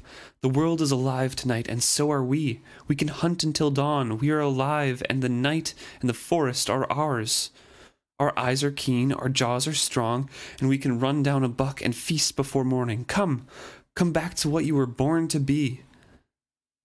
A moment later, I came to myself. I was on my feet, standing, and I was trembling from head to foot. I lifted my hands and looked at them, and suddenly my own flesh seemed foreign and confining, as unnatural as the clothes I wore. I could go. I could go now, tonight, and travel far to find our own kind, and no one would ever be able to follow us, let alone find us.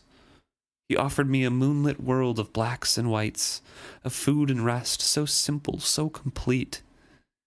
Our eyes were locked, and his were lambent green and beckoning me. Come with me.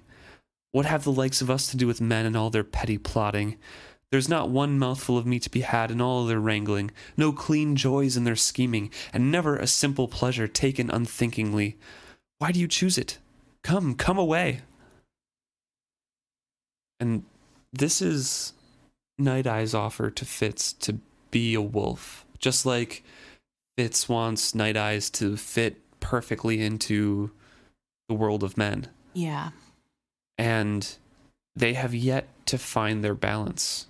Like you said, there's a terrible blending of the two right now, and they need that separation. They need to find that compromise. They need to have their own lives, but come together in a partnership, not fully occupy each other's spaces. Yeah. In the worlds that they want to be in. I blinked.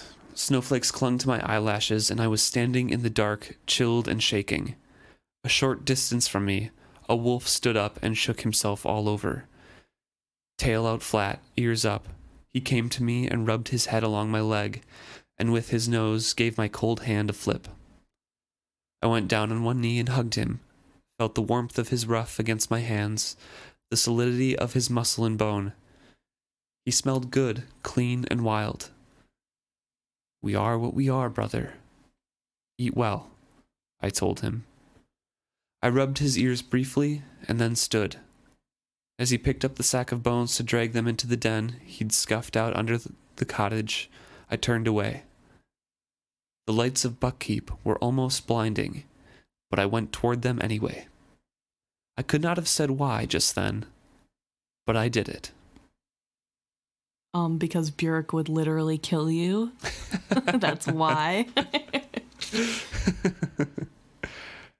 Also, I just want to point out that I now read Night Eye's voice in Hulk Hogan's voice.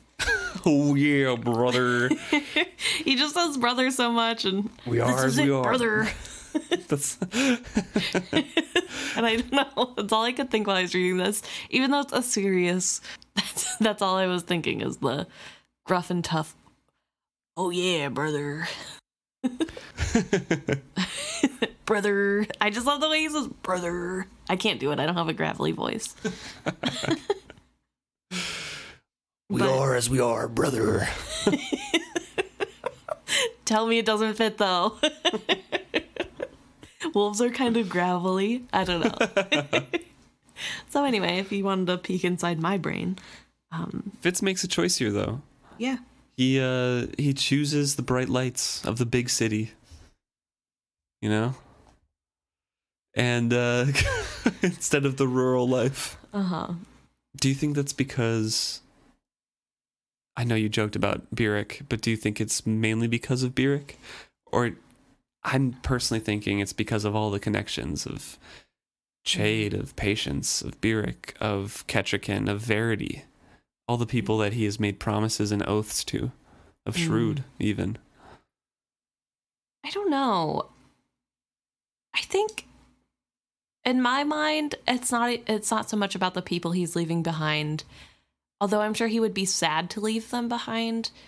I don't think he's thinking about that in this moment. I think he still can't fully accept who he is.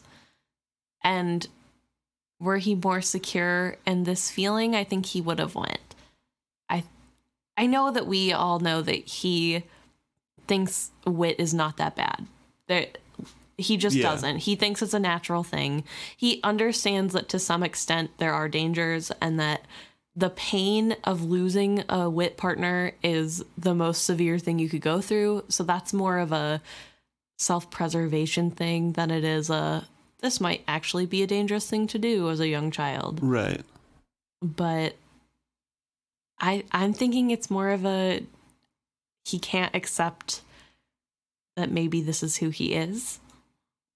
Which seems to be Night Eye's point throughout this, is just that you act like you know who you are and what being wild is, and yet you can't even accept who you are. And I don't know, I just think that's where some of his trouble is, which is good. It saves him in this. I think had he gone along, he would have died a slow, painful death and eventually fully inhabited Night Eye's brain with him, which probably wouldn't be good. But I don't know. Do you think he would have? Do you think Night Eyes would have accepted him?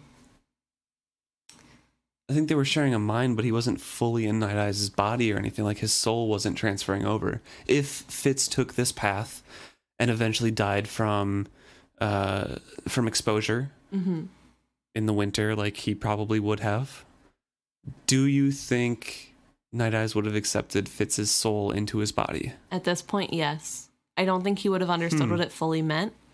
Maybe not.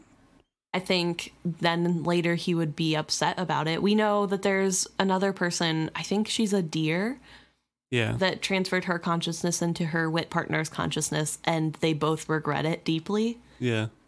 And I think that's what this would have turned into. We know after Night Eyes shares his body with Fitz later, he tells Fitz, please, like, need to have my own body, please leave. Yeah. And I think if that wasn't an option, Night Eyes would keep him around out of sense of pack. But I don't know. I don't think it would have been good. Yeah. But because they're so young at this point, I think it would have been, of course, brother. Of course, brother. Come on in. And then a realization of, uh-oh. Fitz is deeply conflicted this chapter. He is riding in the high of him and Molly finally confessing to each other what they feel, but also ends it with Molly looking cold and walking away from him. Yep. Trials and tribulations of young love. Of young love. But also proud and anxious for both of his rulers, his king and queen. And kind of embarrassed about what Kettricken is sharing. Yeah, definitely didn't want to know about the bedroom life. But also, he makes a decision at the end here where he could be happy with it, but at the moment it just feels painful to him.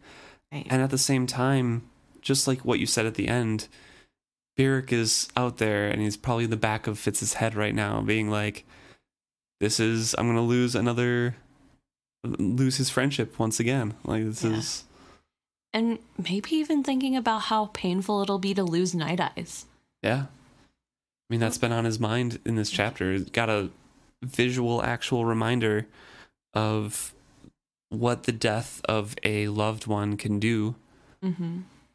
I definitely wouldn't say he ends happy, but I think it's a good ending to this idea that he can become Night Eyes, or giving Night Eyes a finality of I'm not going to be one with you, while still leaving the door open for a bond to be created. Yeah. But just drawing that line of I can't be a beast man. I have to be. Oh, I think they're bonded now. Oh, for sure. Fully. You kind of said leave a little space for a bond to be created. No, I think that's fair. Yeah. I don't know. I just think Fitz hasn't acknowledged it yet, so I guess it's leaving room for Fitz to be able to acknowledge it later. I think he did with the "We are as we are, brother" line at the end. He repeated what Night Eyes told him, and just said, "Yeah, we are what we are, and I'm a man, you're a wolf, but we're brothers." We are a pack. Yeah. So I think he in his own way is acknowledging that. Yeah. I just really like this whole conversation between him and Fitz and Night Eyes. Especially Night Eyes has a line where Fitz says, I need to leave you so that you can be who you're meant to be. And Night Eyes rebukes him by saying, how do you know what I'm supposed to be? How do you not know that this is my destiny? My destiny has always been to be one with you. And you can't force me into the destiny you want for me. Right. And I really liked that part of the conversation just because, it really puts into perspective of, sure, you may want a better destiny for some people, but it's not really your choice to make that call for other people. And even if it's with the best intentions of like, hey, if one of us dies, that's going to be really hard. And I don't think that's something either of us should have to go through. It's like, okay, but that's not your call alone to make. Yeah. And that's something that Night Eyes brings up over and over again throughout the series. Yeah. Well, thanks for joining us in this episode. Yeah. If you have any comments or questions for us at all, please reach out, isfitshappy@gmail.com. Or you can message us directly at any of our social medias, Facebook, Instagram, Twitter, Reddit account. We're all isfitshappy. See you next week.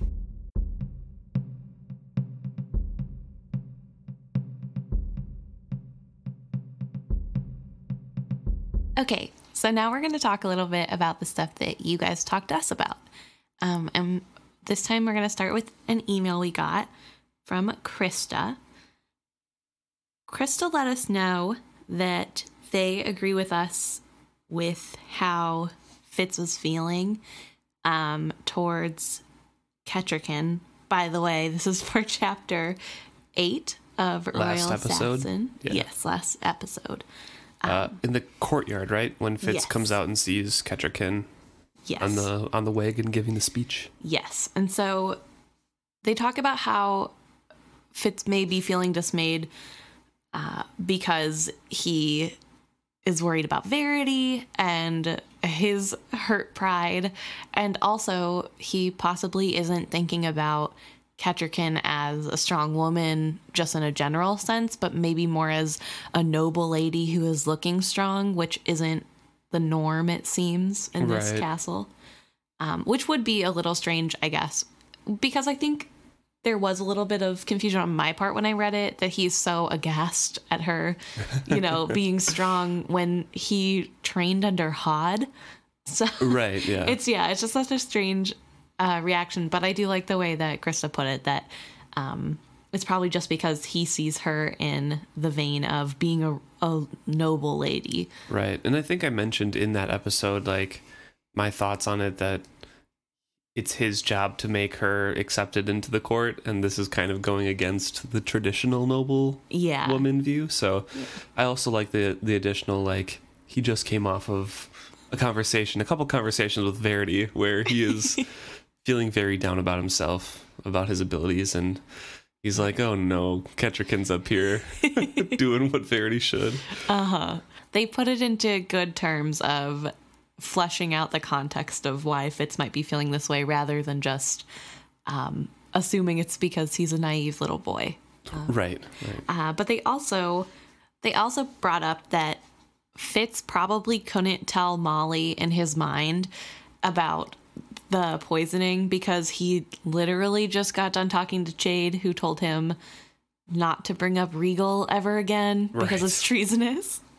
So there's probably a little bit of hesitancy there because, of course, it's Fitz and he thinks if you have to cut one thing out, just don't say any of it instead of knowing where to, where to hide the truth. Probably share a bit more. That's true. Yes. But, yeah. But, it's Fitz, so he struggles with talking to other people that don't share his mind. Right. Yeah, exactly. That can't tell exactly what he's thinking. Mm-hmm. And our next comment or message was on Instagram from Aunt the Peckish Chef. And they had a couple points to make here.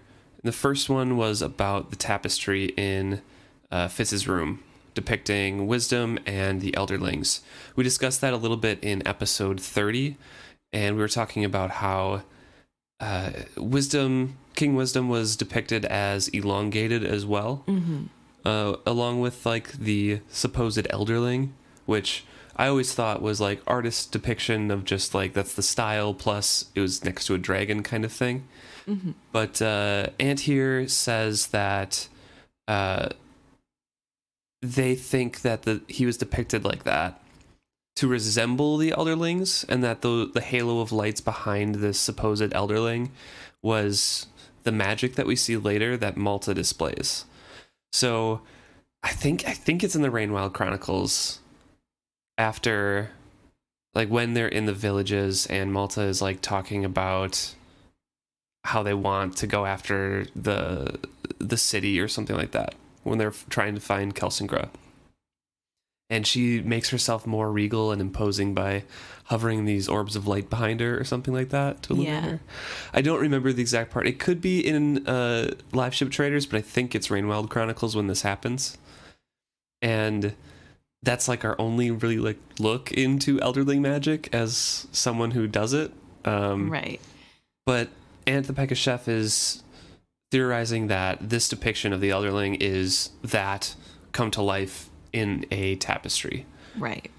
So just another little thing about that. I don't know too much about how I feel about that, mainly because I'm kind of stuck in my thing. Like this depiction of the tapestry was not an actual elderling, but I think it's wings behind him because of the stone dragons that flew over the top of him, and it's just distorted because the stone dragons steal memories away, so the artist couldn't really fully depict exactly what he was seeing. Yeah.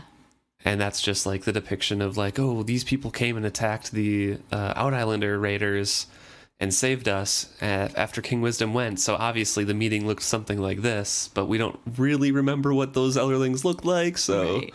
Which is kind of funny because what these people think elderlings are all sorts of weird looking. So really anything they draw would be correct in the stone dragon's appearance, which is kind of a funny thought that there could be one that looks just like what is depicted on this tapestry. But it does bring up an interesting thought of the King Wisdom side, that he could have been depicted to resemble elderling or an elderling, as we know elderlings, how they're elongated and they're touched by dragons or whatever.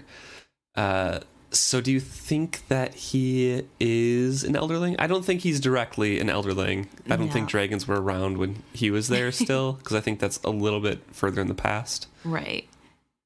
I think that it's really possible that he could be pretty directly related to elderlings. I think that could be where skill derives from. We've kind of talked about this before in a different episode where the blood of elderling peoples mixing with regular people.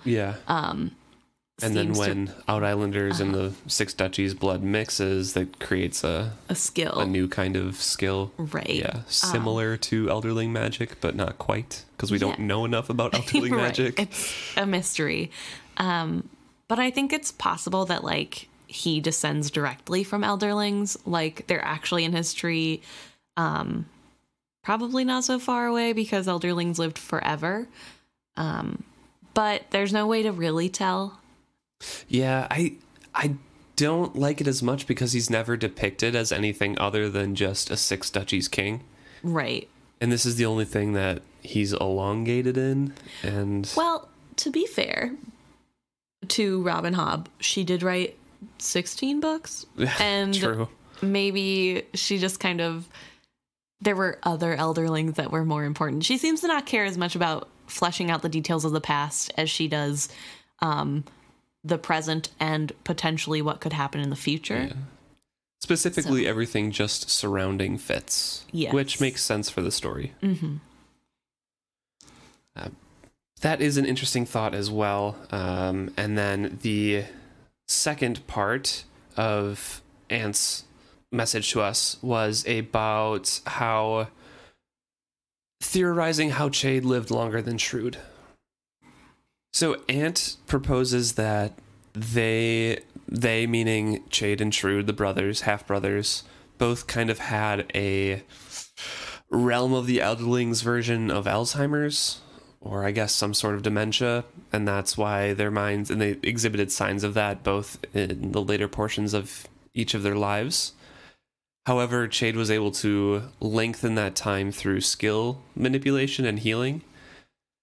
But the way that they have it phrased in here makes it seem like they thought Ch.9 was doing that to prevent his going sooner, and Shrewd wasn't, and that's why Shrewd went first.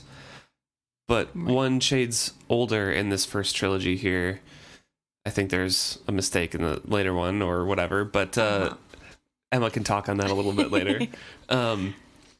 But he's older here, and he doesn't know anything about the skill until the Tawny Man trilogy, when they retrieve the skill scrolls that Regal sold to the Out Islanders and the Pale Woman.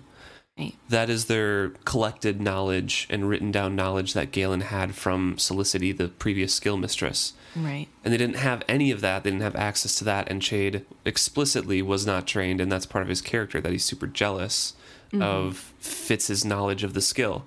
Right. And it's even contentious later between the two of them that Fitz might be hiding things from Ch.9.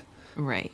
Yeah. And I don't think Ch.9 learns how to heal himself until like midway through the Tawny Man series, after they try to heal Fitz. It's the first time he's ever in practice used the knowledge from the skill scroll. And after that, we see an uptick in his overall health and just the way he looks in general. Yeah. Fitz notes that his face looks less pocked like a week later. So it's pretty obvious that he's been skill healing. And he's not happy with Fitz during that portion either, because he thinks Fitz has been holding back like all of these things, like her quality of life could have been improved or whatever. So yeah, I don't think that could happen at all. That Ch.9 would help himself with the skill and not decline while Shrewd sat there. So I think Shrewd declined naturally or accelerated through skill draining or burning out his skill on something, because we know his skill, or the drugs that he's been fed and is taken for his pain and stuff. Yeah. So that all could have accelerated it, and Ch.9 just got lucky through genetics, or his mind was just so active that he was able to stave it off until he got the skill. Right. Yeah. And it's just, something we'll probably never know. And it is hard to figure out why.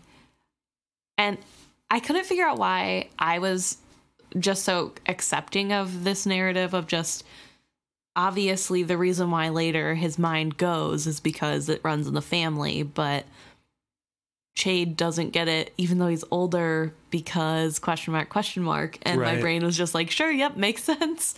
And I think it's partially because apparently in the later series, the final trilogy, Ch.9 is referred to as the younger brother of Shrewd, which is just a little book error.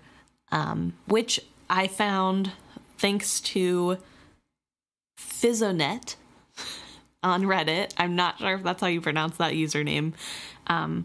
But Reddit does have a thread about Robin Hobb if you don't follow them, which it's really fun. You get to see creators and artists and then also have fun, thought-provoking discussions. Anyway, a thread in this subreddit was about errors in the book, and it was just a fun read anyway, but I saw that somebody pointed out that there was an age discrepancy between whether or not Shrewd is the older or younger brother, and I thought that's really interesting, and maybe why in the later books it's like, oh yeah, see, obviously he just now got dementia because he's younger and he had the healing the whole time, whereas before he's described as the older brother.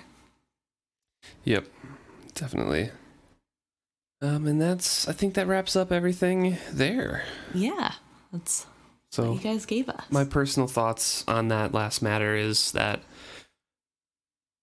Shrewd got it through accelerated means of misuse of his brain and his skill and draining of his power from Serene and I forget the other one's name.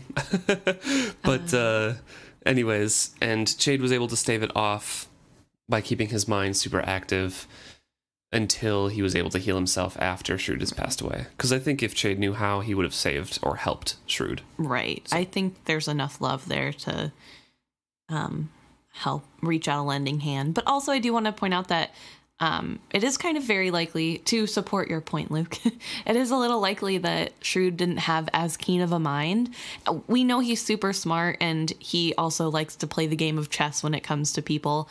But I think he probably in his old age, especially when chivalry was around, got used to relying on other people. He has Chade in the wall to tell him everything that's going on and counsel with him, and he had chivalry to counsel with, so I'm sure he wasn't really keeping up on his brain exercises. He was just kind of enjoying old age until everything changed.